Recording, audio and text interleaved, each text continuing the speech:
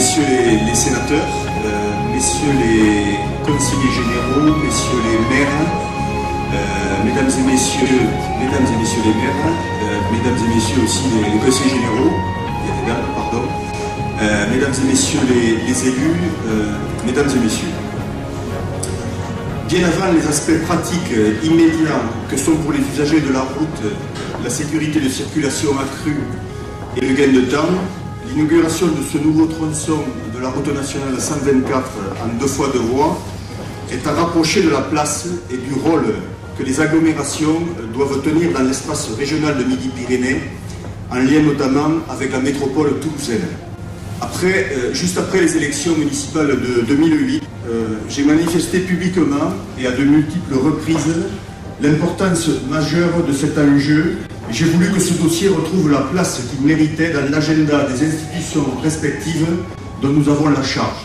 Je tiens aujourd'hui à remercier tout particulièrement Philippe Martin et Martin Malvy pour les démarches et les décisions politiquement extrêmement fortes qu'ils ont prises. Je veux aussi saluer la position du préfet de la région de l'époque, M. Dominique Bure, qui a souhaité que ce chantier de la 124, je le cite, redémarre pour être mené à son terme sans discontinuer. Pour tous les acteurs de la vie politique nationale, les temps budgétaires actuels sont difficiles, nous le savons, mais il faut que d'une manière ou d'une autre, pour l'avenir du Gers, nous tenions le cap. Qu'il s'agisse de routes nationales, d'ouest à est et du nord au sud, ne l'oublions pas, de modernisation du rail et maintenant de réseaux numériques, la question du désenclavement et de l'ouverture de notre département au grand espace de la région sud-ouest reste devant nous. Notre avenir départemental, celui de l'agglomération du Grand Auch, qui s'est engagé, je le rappelle, et je le précise par rapport au communiqué de presse officiel, pour plus de 6 millions d'euros dans ce dossier de la 124, cet avenir passe obligatoirement par là. Notre mobilisation collective doit rester là-dessus intacte. Je sais pouvoir compter sur vous, et en tout cas, vous pourrez compter sur moi, mais ça, je crois que vous l'aviez compris. Merci pour votre écoute.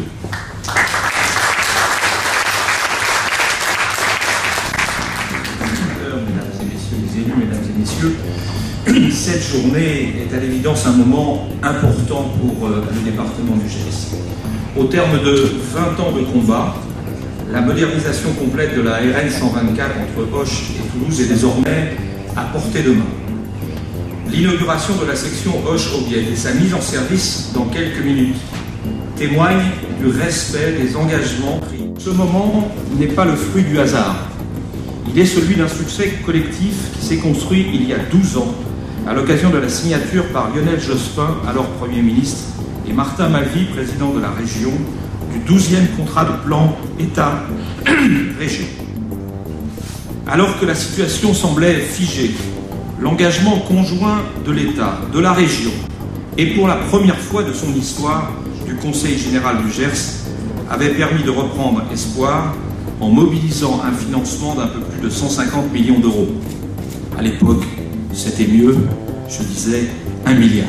Plus récemment, c'était le 19 décembre 2009, le Conseil général du Gers a une nouvelle fois pris ses responsabilités et répondu à la sollicitation de l'État en acceptant de cofinancer les 3 dernières opérations inscrites au programme départemental de modernisation des itinéraires, la section Auch-Aubiette, la déviation de Gimont et la liaison entre Gimont et Lijourne. Je ne vous cacherai pas que le prix d'un tel engagement est lourd pour la collectivité départementale que je préside. Dans un contexte budgétaire tendu, mobiliser plus de 40 millions d'euros, dont 9,2 millions d'euros pour cette seule section Auch-Aubiette, n'a pas été une décision facile à prendre, encore moins aujourd'hui une décision facile à tenir. Ce qui eût été facile, c'est de s'exonérer de toute participation financière s'agissant d'une route qui, au moment des transferts en 2006, est demeurée nationale. Ce qui eût été facile pour justifier une telle exonération, c'est d'adosser celle-ci au discours prononcé par le ministre Jean-Louis Borloo à l'Assemblée nationale le 27 novembre 2007, lequel affirmait, et je le cite, qu'en application du principe de décroisement des financements, l'État concentrera ses crédits sur le réseau qu'il conserve, les départements feront de même sur le réseau qui leur est transféré et ne participeront plus au développement des routes nationales. C'eût été facile, en effet, mais c'eût été surtout irresponsable. Et c'est pourquoi nous n'avons pas choisi cette voie. Sur ma proposition, l'Assemblée départementale unanime s'est accordée pour financer un équipement qui n'engage pas seulement l'avenir de la ville d'Auch, ce serait déjà beaucoup, ou celui des territoires traversés par la RN 124, ils en profiteront plus que d'autres, mais un équipement qui aura des conséquences positives pour tout le Gers. Je veux saluer à cet instant l'engagement constant de la région Midi-Pyrénées et l'implication personnelle de son président, mon ami Martin Malvy, sans lequel cette accélération de notre désenclavement n'aurait pas été possible. La prise en compte, en particulier, de la capacité contributive du département du Gers et la péréquation régionale qui s'en est suivie auront été déterminants. la compréhension et l'acceptation de cette péréquation par mon collègue et ami Pierre Izard, président du Conseil général de Haute-Garonne, qui n'a pu répondre favorablement à mon invitation personnelle ce matin, mais dont je tenais à associer le nom à notre inauguration. Comme auront été utiles l'écoute et la volonté de réussir de l'un de vos prédécesseurs, monsieur le préfet de région, je veux parler moi aussi du préfet Dominique Bull, qui a sa place dans cette cérémonie qui lui doit beaucoup.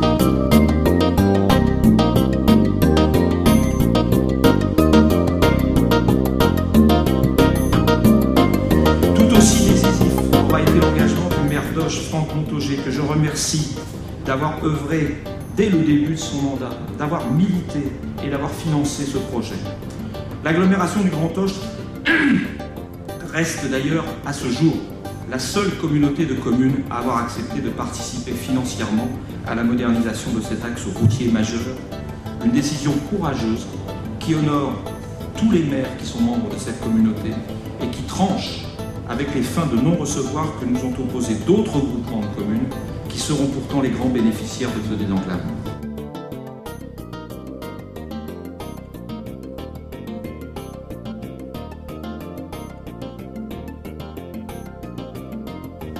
Ayant rappelé combien furent nombreux les obstacles qui auraient pu empêcher la réalisation effective de ce projet, vous comprendrez que je ne boude pas mon plaisir ce matin. Je le boude d'autant moins que le temps passant, j'ai craint que ce soit un autre président du Conseil général qui bénéficie du privilège de couper sur ruban et que moi, l'artisan du cumul des financements, je sois l'innocente victime de la limitation d'un autre cumul. Cela dit, monsieur le préfet de région, le temps presse. Et comme j'entends bien inaugurer aussi la déviation de Gimont, vous comprendrez que je sois très attaché au respect strict des délais et des engagements pour la suite des travaux. Voilà, mesdames et messieurs, l'état d'esprit dans lequel je me trouve aujourd'hui et pour le futur. Moi, président du Conseil général, je ferai en sorte que les travaux se poursuivent jusqu'à ce que le tracé soit modernisé dans sa totalité. Moi, président du Conseil général, je ferai en sorte de rappeler que la RN 124 ne s'arrête pas à Auch, mais qu'elle se poursuit à l'ouest jusqu'au Lot. Ça me dit quelque chose? Qui dit poursuite des travaux, dit aussi, hélas, poursuite des financements. Dans le contexte budgétaire qui est le nôtre, j'en ai parlé, j'ai en tête aussi bien le budget du département que celui de l'État. Je considère qu'il ne serait pas inutile, mais au contraire très responsable, de réfléchir ensemble à ce qui nous permettrait de réduire le coût global de la fin du projet, manière aussi de sécuriser son achèvement. La prochaine étape qui est devant nous, c'est la réalisation de la déviation de Gimont, qui devra se faire dans la configuration technique initiale. Ensuite, viendra l'ultime section reliant Gimont à l'île Jourdain. Pour cet équipement, je l'ai d'ailleurs déjà dit au ministre Frédéric Cuvillier, et j'en fais à nouveau la proposition ce matin, j'ai la conviction que, sans remettre en cause l'enquête d'utilité publique, nous pouvons parvenir à une réalisation moins coûteuse et qui prenne en compte, mieux qu'aujourd'hui, les conditions de développement économique et démographique des villes de Gimont et des villes de l'île Jourdain. Achever la 2x2 voies entre Auch et Toulouse et pour cela sécuriser le canal.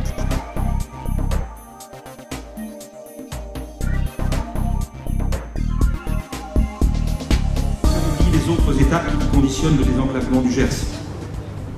Je pense à la modernisation et la mise en sécurité de la RN 21, chère à mon ami le président d'Oligé, mais à tant d'autres élus, je pense à Pierre Lasserre, ou à Francis Dupuy, ou à Gisèle et Georges Cortès qui sont concernés par cet acte, ou à Raymond Val.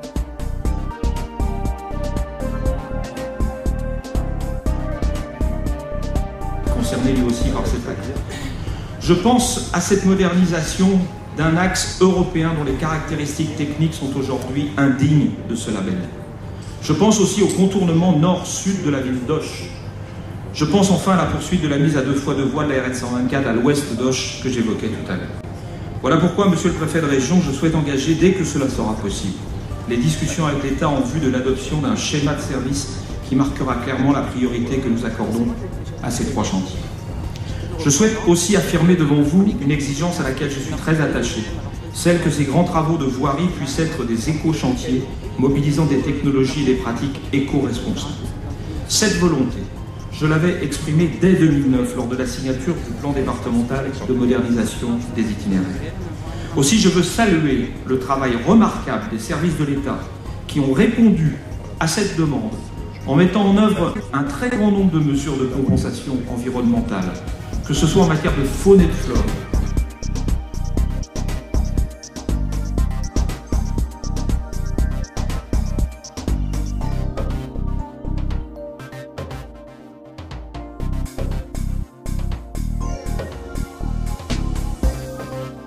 pour lesquels plusieurs mares profitables à la biodiversité ont été reconstruites, qu'il s'agisse du recyclage des enrobés de l'ancienne route ou qu'il s'agisse des murs anti-bruit pour lesquels le bois a été préféré au béton.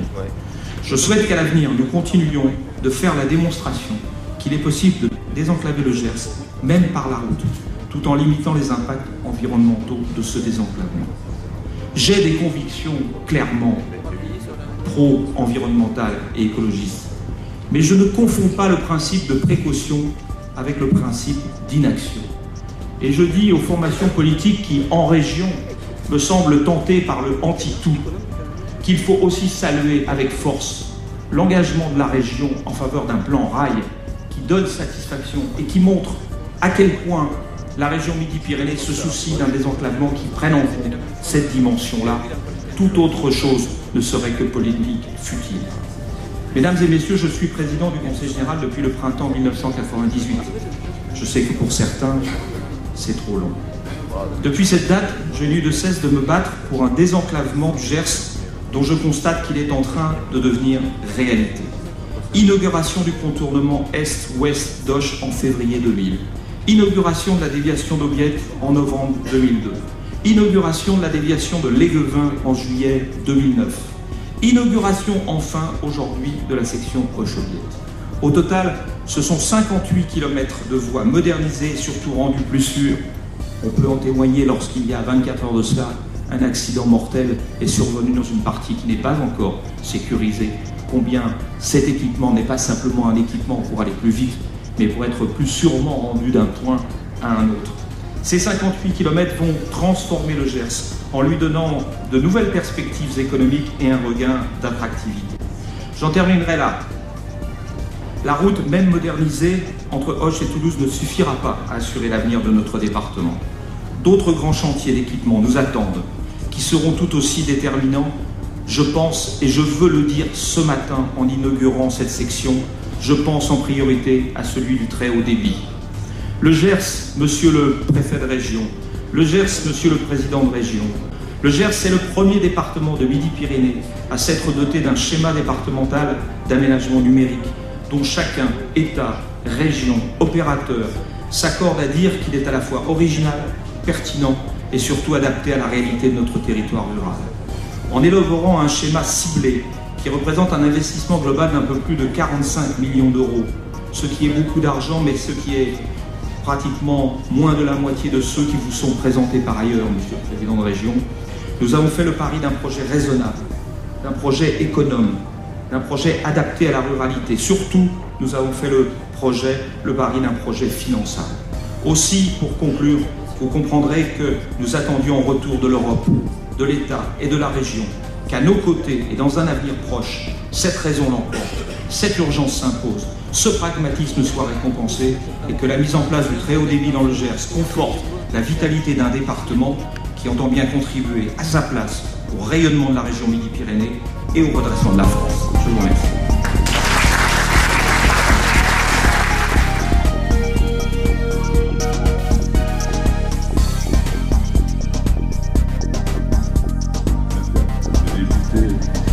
Messieurs les sénateurs, on vient souvent dans le Gers. On y vient l'été, on y vient l'hiver, on y vient même certains jours où, partant de Toulouse sur un temps maussade, on arrive avec le soleil, bien accueilli, c'était normal d'ailleurs. Enfin, comment on aurait pu inaugurer ce tronçon tant attendu sous une pluie battante, liaison entre Auch, le Gers et Toulouse. Moi je me suis, tu l'as rappelé, beaucoup engagé depuis la même date que toi d'ailleurs. Réseau de communication. Je dis de communication car la route n'est pas l'élément isolé des solutions de problèmes de rapprochement.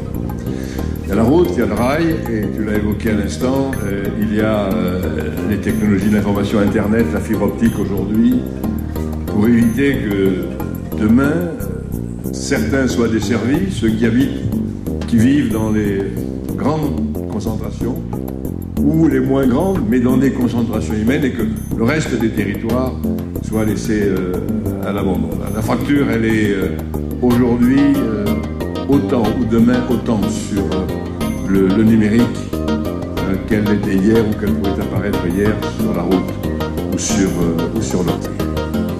Les routes nationales appartiennent à l'État. On pourrait à la limite avoir un duo de préfets, le préfet de région et le préfet du Gers, mais pendant des mois, on nous a accusés, dénoncés, comme étant des spécialistes des financements croisés et du gaspillage des fonds publics. Regardez ces collectivités qui dépensent à tout va. Les routes nationales sont nationales, elles appartiennent à l'État. Et c'est l'État qui nous a incité et poussé à ces financements croisés que lui-même dénonçait en les déclarant insupportables quand nous les... C'était hier. Le discours a changé et je m'en félicite. Nous ne pouvons pas dire que nous ne sommes pas concernés par ces moyens de communication qui ne nous intéressent pas, qui ne sont pas l'aménagement du territoire. Tout le problème est de savoir si nous avons les moyens de répondre à ces projets ambitieux. Il y a eu le contrat de plan 2000-2006 signé, comme tu le rappelles, avec Lionel Jospin. C'est le même d'ailleurs qui nous a permis d'engager le projet de liaison à grande vitesse, puisque les premières études sont apparues au contrat de plan 2000-2006. Et puis, il y a eu plus récemment l'UPDMI. Chacun comprend bien que ces travaux ne se réaliseront pas en quelques années. Il faudra 10 ans, 15 ans pour y parvenir. Difficulté de financement, injustice du dispositif, puisqu'aussi bien, je le répète, certaines parties de territoire seront desservies gratuitement par les grands groupes et qu'il faudra qu'on trouve les financements pour éviter cette cassure entre les villes, peu nombreuses en Midi-Pyrénées, et le reste des territoires. Pudeur, amitié, respect, mais que l'on sort généralement assez rapidement après le sourire de Philippe Martin me laisse penser que le Conseil général en a sans doute quelques-uns aussi.